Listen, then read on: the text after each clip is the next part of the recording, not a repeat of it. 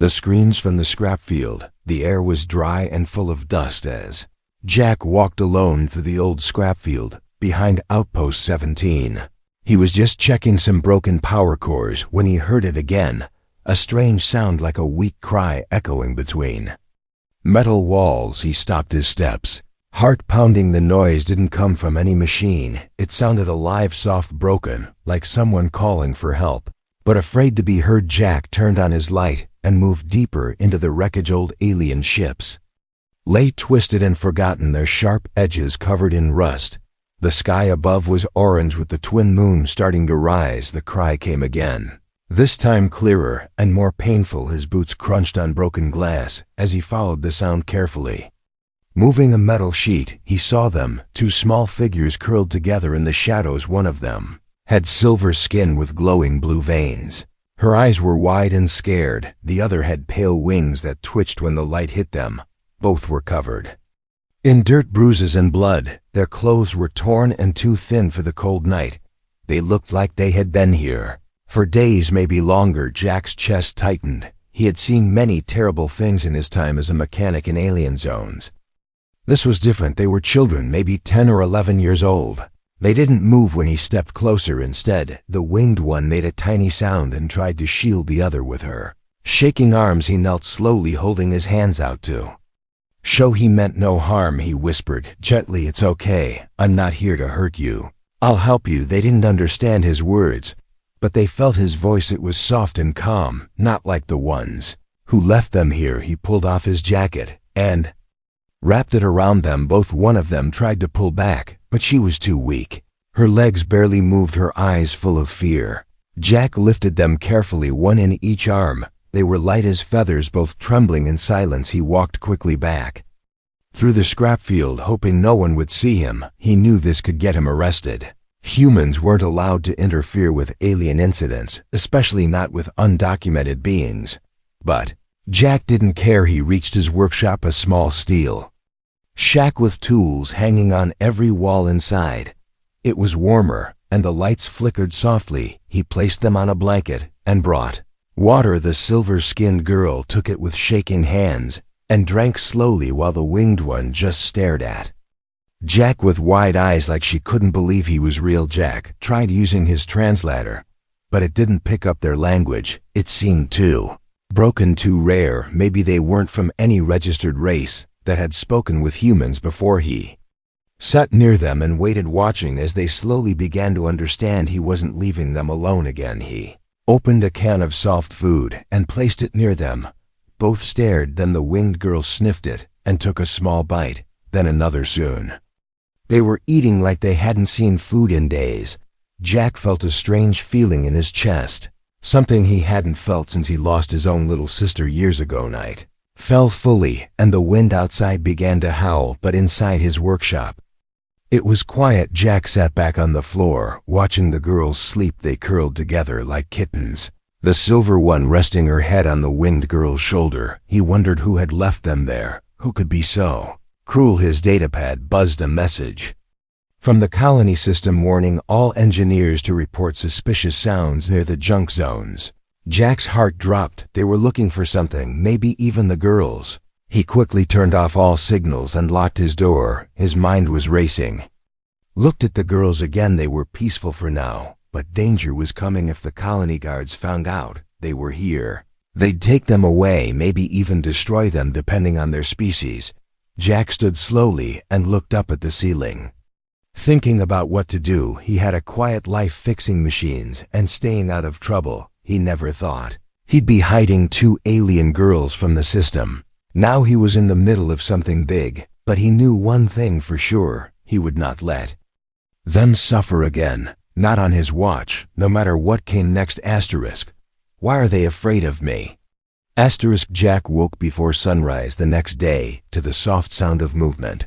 The winged girl had crawled to a corner of the workshop and was holding a broken wrench like a weapon. Her tiny hands were shaking, but her eyes were locked on him, full of fear and warning. The silver-skinned one sat behind her, quietly watching Jack with wide glowing eyes. They didn't say anything, but the message was clear. They still didn't Trust him. He raised his hand slowly and stayed sitting where he was, his voice calm and soft again. It's okay, I won't hurt you. I promise. He slid a tray of warm food toward them, a mix of soft fruits and protein bars he'd managed to gather. From his own rations, the girls didn't move for a moment. Then the silver one reached out and pulled the tray toward them. They ate in silence, but this time their eyes weren't as afraid. They glanced at him, then back at the food. The winged one loosened her grip on the wrench just a little. Jack could see the bruises more clearly, now ugly purple marks on thin arms and ankles. Someone had chained them recently. The marks were too fresh to ignore, and it made Jack's stomach twist with anger. Needed answers, but they didn't understand his words, so he took out his datapad and opened a drawing screen. He sketched a quick picture of the junkyard, then drew a small ship crashing nearby. He pointed at them, then at the ship. They watched closely, but didn't respond. Then the silver one took the pen from his hand and drew something that made Jack freeze. It was a cage, a large, dark cage with bars and shadows, and inside were smaller figures curled into balls. She added red marks on the bars, and one figure was shown crying. Then she drew a tall figure outside with sharp teeth and cold eyes, and below it she wrote a single word in shaky, alien script that the translator recognized. Whom and Jack stared at the word for a long time. Something terrible had happened, and it wasn't just aliens hurting aliens. It looked like a human was involved too. He wanted to ask more, but the winged girl suddenly stood and pointed at his wall where a picture of Jack and his younger sister was pinned. She said something in her language quietly, then sat down again, tears forming in her eyes. Didn't understand her words, but he felt the meaning she had once known. Someone, maybe a sister, maybe a parent, someone she'd lost, and now she was remembering. Jack looked back at the photo, then at the girls, and a new thought hit him. These two didn't just need food and shelter. They needed someone to believe. They mattered, someone to carry. Noise outside made them all jump. Jack rushed to the window and saw a drone hovering slowly past his workshop, scanning for movement, its red eye glowing in the dark. He shut off the lights and pulled the girls behind the tool cabinet, covering them with a heavy blanket. The silver one clung to his arm, trembling, while the winged girl held her breath, completely still. The drone passed without stopping, but the fear it left behind stayed for hours. The girls didn't leave the corner again that day. Jack tried to clean their wounds gently with warm cloth, but every time he touched them, they flinched as if expecting pain. Their bodies remembered something worse, something recent and brutal. That night, Jack sat outside the workshop under the broken stars, thinking about what to do. He couldn't report them. If someone had abandoned them once, they'd do it again, or worse, he couldn't keep them here. Either not forever. Someone would notice sooner or later, and then what? Run, fight, beg? He didn't like any of those answers. Suddenly he heard a sound behind him. The winged girl had come out quietly and sat beside him, her eyes on the stars. Like his, she didn't speak, but after a few moments she pointed up, then drew a shape in the air, a starship. A real one, maybe hers, maybe where she came from. Then she pointed at herself and then shook her head slowly. Her wings drooped low. Jack understood. She had no way home, not anymore. He looked at her, then placed his hand gently on the ground between them. She looked at it, then slowly put her small hand over his. They sat like that for a while, not saying anything, just breathing the same cold air under the silent sky. Back inside, the silver girl had fallen asleep, holding Jack's old jacket like it was a shield. The winged one returned and curled beside her. Jack watched them for a long time.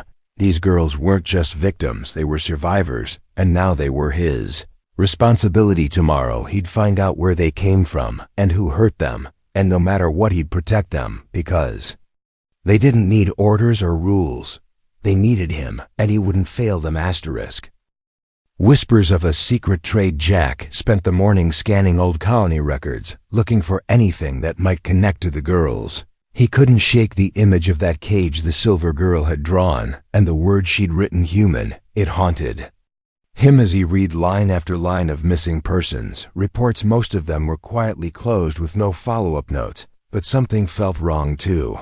Many alien juveniles had been marked missing near transport hubs, scrap zones, or cargo routes. Most went unnoticed because their species weren't under human jurisdiction. Jack knew how easy it was for these disappearances to vanish into silence. Looked over at the girls now sitting quietly in the corner of his workshop. The winged one was learning to use the translator screen, pressing buttons and mimicking the words Jack had spoken earlier. She was focused eyes, sharp, her wings twitching softly like they were listening to the vibrations around her. The silver one had drawn more shapes.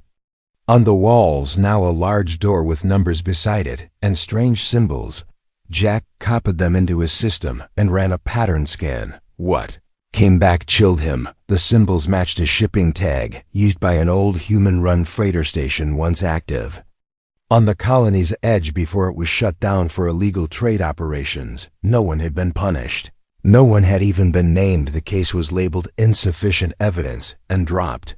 Quietly, like many others, Jack's fingers tightened around his pen. If the girls were taken from that station, someone had trafficked them, someone powerful enough to erase the records. Stood up and stepped closer to them, kneeling near the winged girl. She looked at him uncertain. Jack pointed at the station symbol on his screen, then at the drawings on the wall. Her face changed. Suddenly she reached for his pen and drew faster lines, wild and sharp. She made a shape that looked like a transport crate, then a figure inside and around it, shadows with long arms and red marks on their faces. Then she drew a symbol on the crate, the same as on Jack's screen.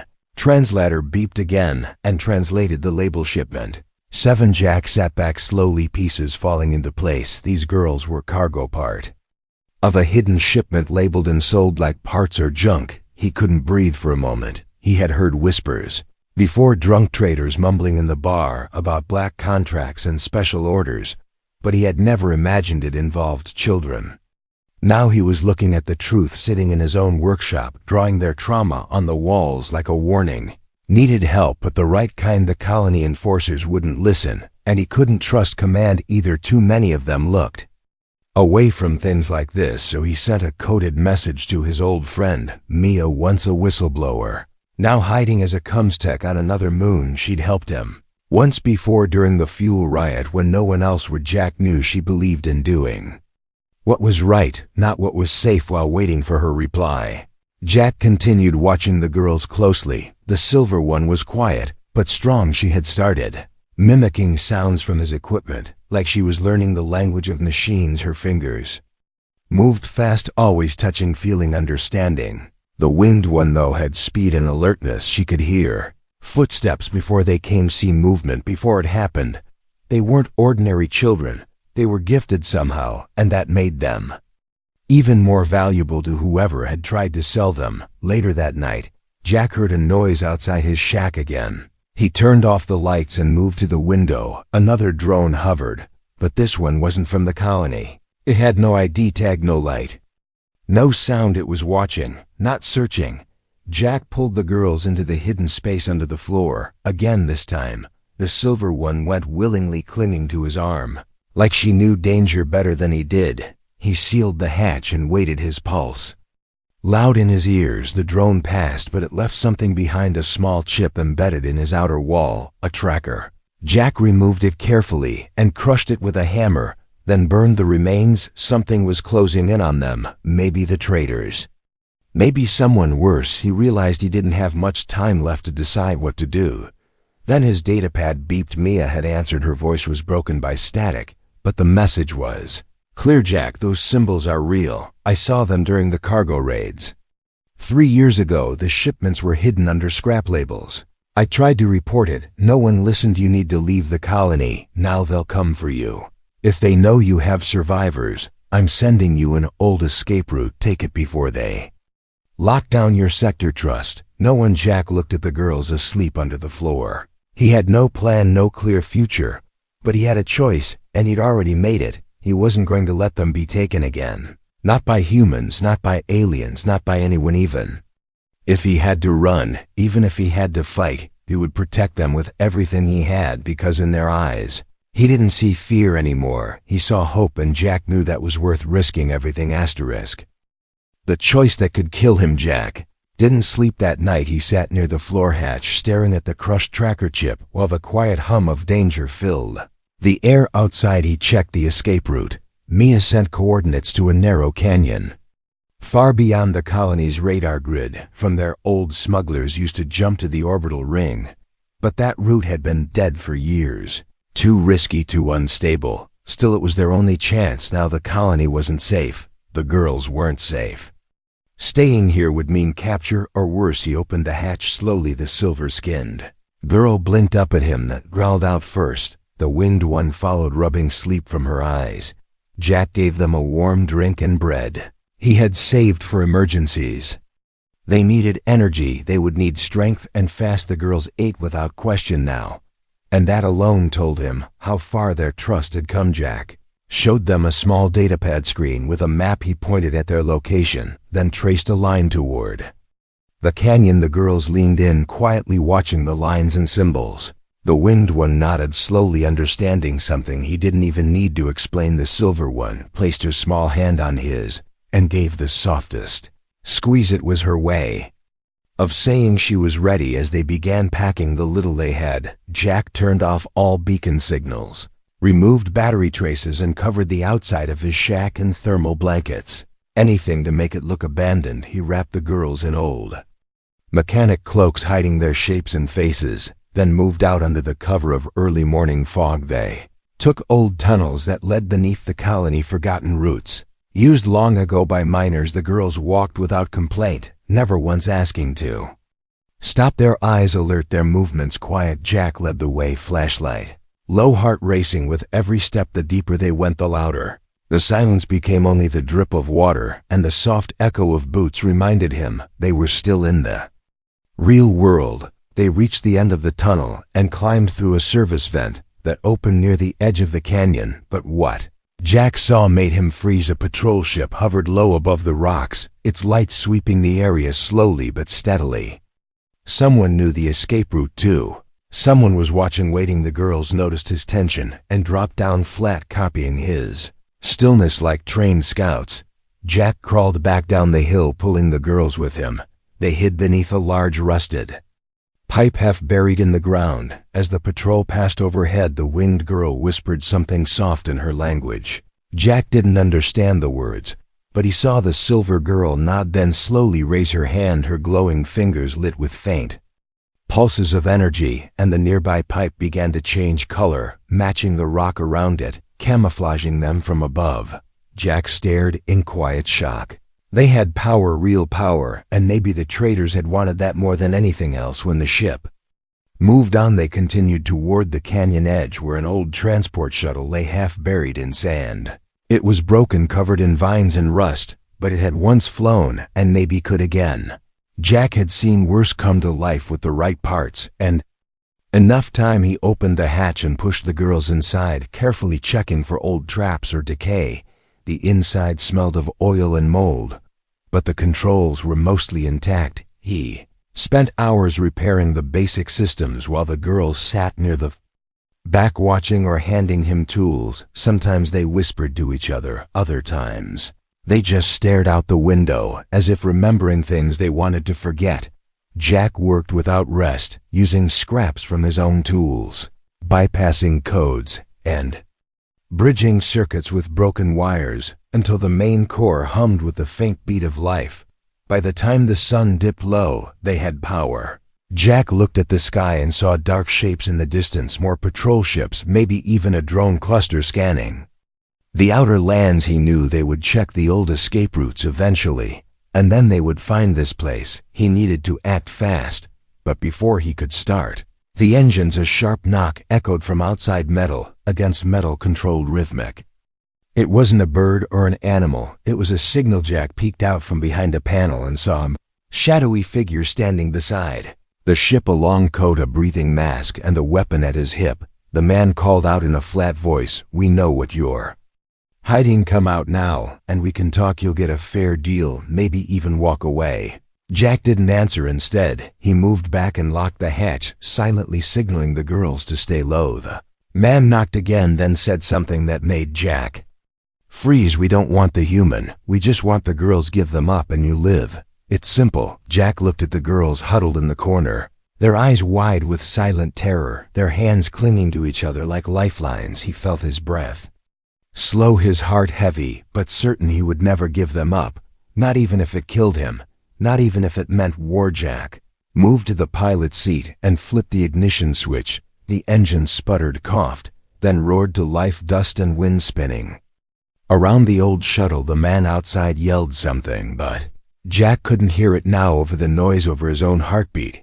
He looked back once more at the girls and nodded, hold on, because from this moment forward there was no turning back. A broken ship, a dangerous plan. The old shuttle rattled like bones in a storm as Jack pushed it forward across the canyon floor. Every part of the ship screamed with stress. Wires sparked somewhere behind him, but the engines held just enough to hover. The girls clung to their seats as dust and rocks flew past the windshield. The patrol ship behind them had not fired yet, but it was still following slowly, silently watching, waiting for a mistake.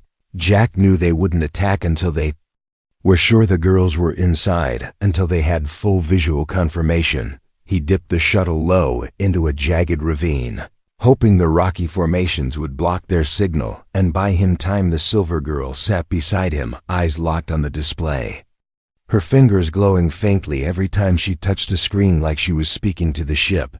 Jack wasn't sure what she was doing, but every time she touched the interface it worked better. Systems came online faster and smoother. She looked at him once and tilted her head as if asking permission to do more. Jack nodded and watched as her hands moved across the console, like she was born to fly this kind of machine. The winged girl stayed near the rear, using her sharp ears to listen for movement outside the ship like a living radar. She tapped the wall gently and pointed up, warning them that another drone had passed overhead, but did not stop. Maybe the canyon was keeping them hidden, or maybe their luck hadn't run out yet. They found an abandoned supply station carved into the side of the rocks, just wide enough to hide the shuttle. Jack parked the ship inside and killed the power, letting the engine go silent once more. The girls climbed out slowly, their eyes scanning the dark walls around them.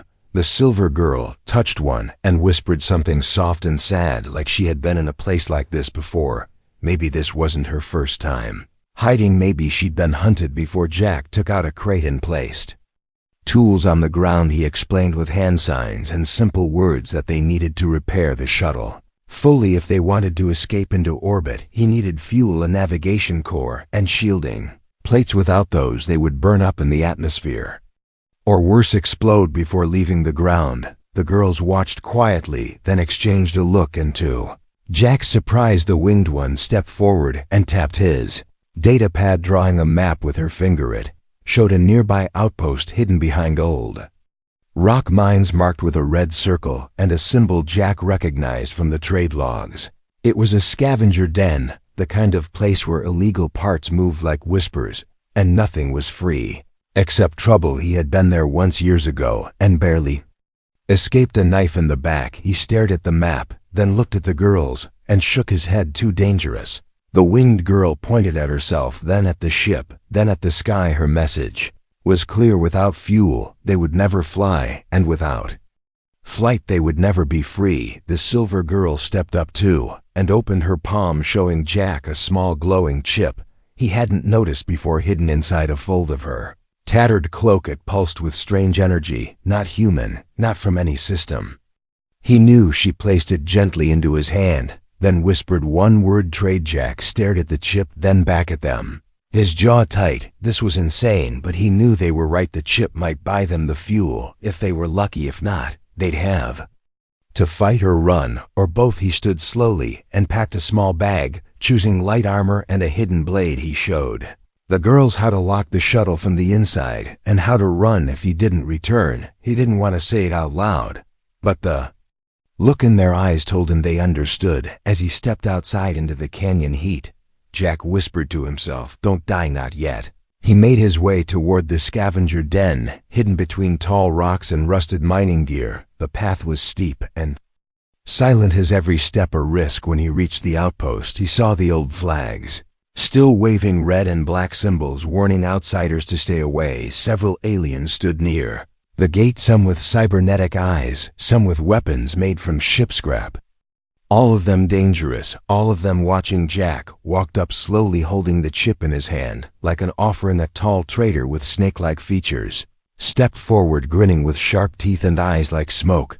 Jack spoke first. "I need fuel and parts for an old shuttle, fast and clean." No questions. The trader tilted his head and said nothing, then held out a clawed hand. Jack gave him the chip. The trader's eyes widened, and he hissed with interest, "Wait here." Minutes passed like hours, until the trader returned with a case of fuel cells and 2 shielding plates. Jack checked them quickly. They were real, better than he expected. He nodded and turned to leave, but the trader placed a hand on his chest and leaned in close. "You got more like that." The voice was low, dangerous, full of hunger.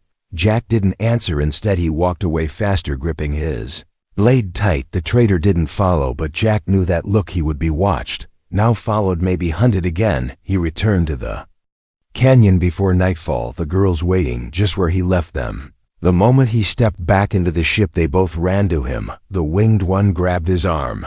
The silver one checked the parts with glowing fingers. Jack smiled and nodded. "Let's fix this, and then we fly away from all of it together." The raid that started a war. Jack worked through the night, using every tool and scrap he had. The silver girl stayed by his side, her glowing fingers moving fast as she linked wires and reprogrammed the ship's system. She didn't need instructions anymore. She understood engines like she had lived inside them. Her movements were smooth, precise, almost too advanced for her age. Jack didn't ask how she knew so much. He just accepted her help as something close to a miracle. The winged girl guarded the entrance, her sharp ears picking up every sound outside, even the softest shift of wind or falling rock. She didn't speak often, but when she did, it was always important. And when she called out softly from the doorway, Jack knew something was wrong. He dropped the panel he was welding and ran to her side. She pointed silently toward the canyon shadows. There were footsteps, many of them. Jack peered through a broken sensor lens and saw them, a squad of mercs moving through the dark, armored, light-footed, armed with rifles and scanners. Not colony guards, not patrol drones. These were private hunters working for someone else.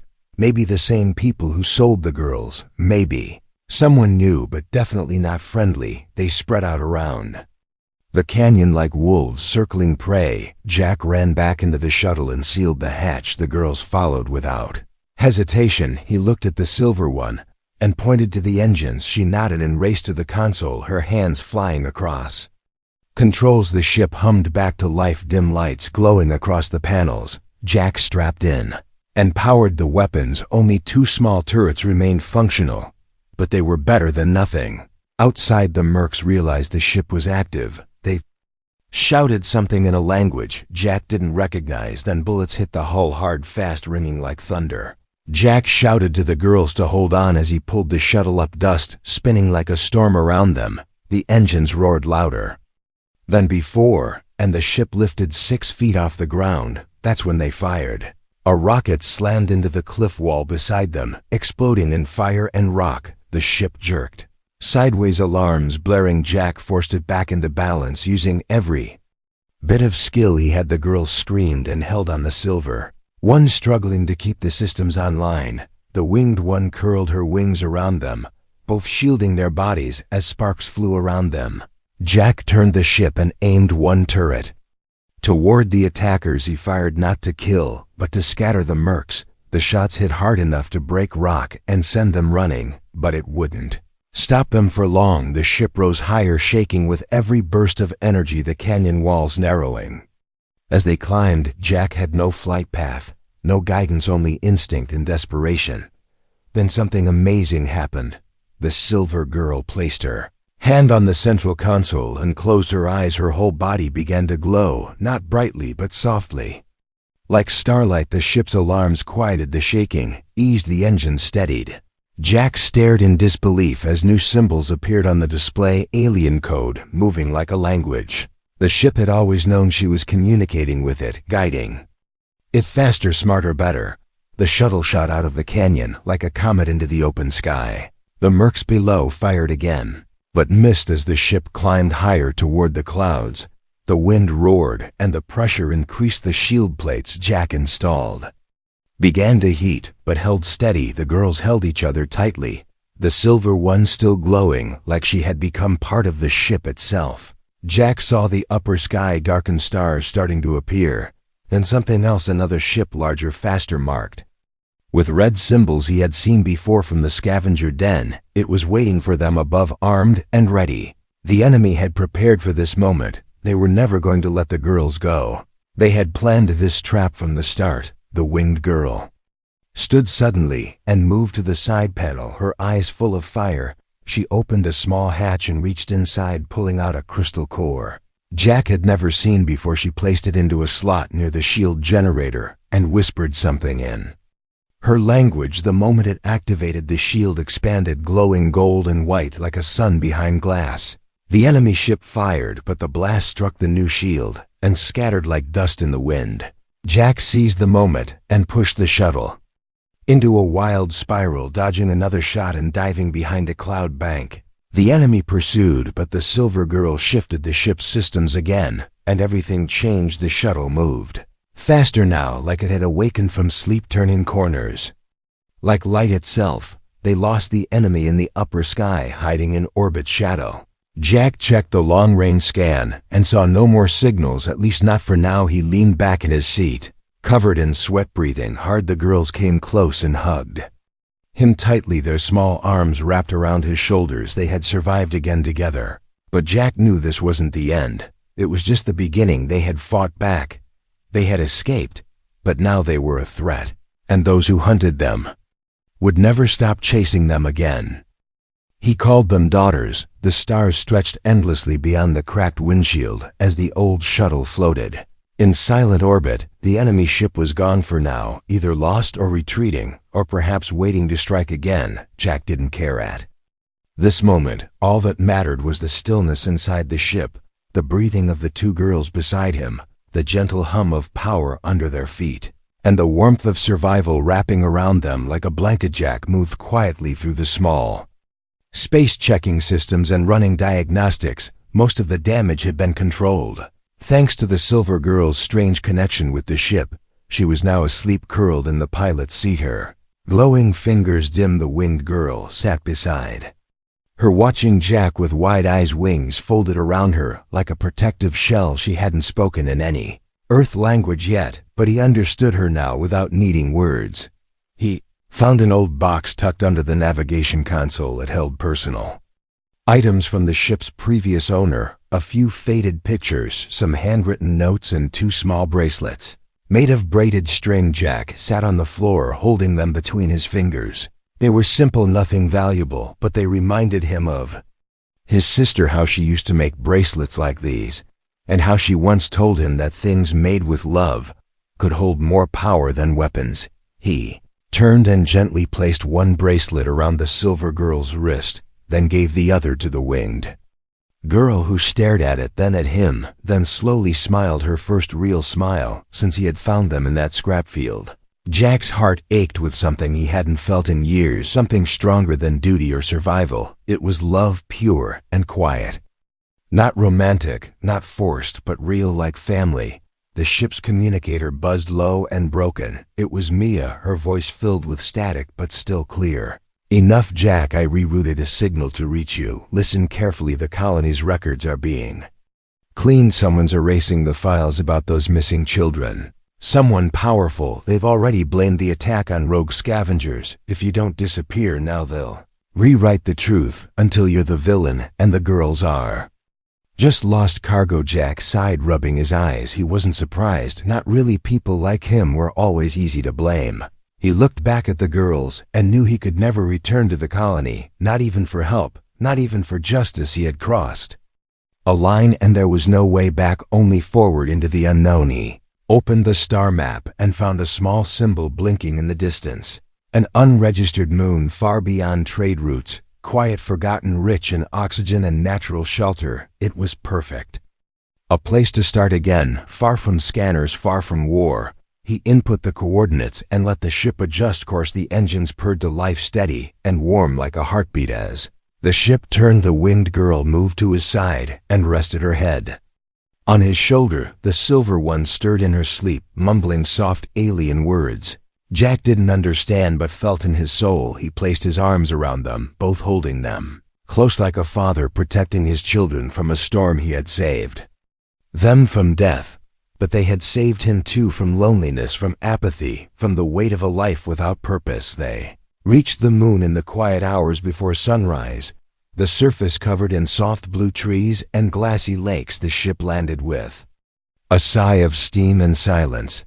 Jack stepped out first, testing the air, then turned and helped the girls down. They stood barefoot on alien grass, their eyes wide, not with fear, but wonder. Over the next few days, Jack built a shelter using parts from the ship and wood from the trees. The girls helped in every way they could, the winged one gathering berries with speed and skill, the silver one shaping tools out of metal and stone. Their lives became simple, filled with small joys and shared meals. Laughter returning in soft waves like healing rain at night. They sat under the stars, and the girls would draw pictures in the dirt, not of cages or fear, but of new homes, gardens, strange animals, and sometimes even Jack holding their hands with smiles on their faces, the kind of pictures children draw when they finally feel safe. Jack carved their names into a stone near the shelter. He didn't know their real names, not yet, but he gave them names of his own stars from Earth mythology. Lyra for the winged one, Astra for the silver girl, names full of light and strength and hope. One night, as the fire crackled and the sky shimmered above them, the silver girl looked at Jack and spoke in slow, broken English, her voice soft like wind through leaves. You are our home now. Jack didn't reply right away, his throat too tight with emotion. He just pulled them both into his arms and whispered back then, "You are my daughters." And in that quiet moment, under an alien sky, a new family was born, not by blood, not by species, but by choice and love, and the promise that they would never be alone again, no matter who came hunting. No matter how far they had to run, they were together, and that was enough to begin again.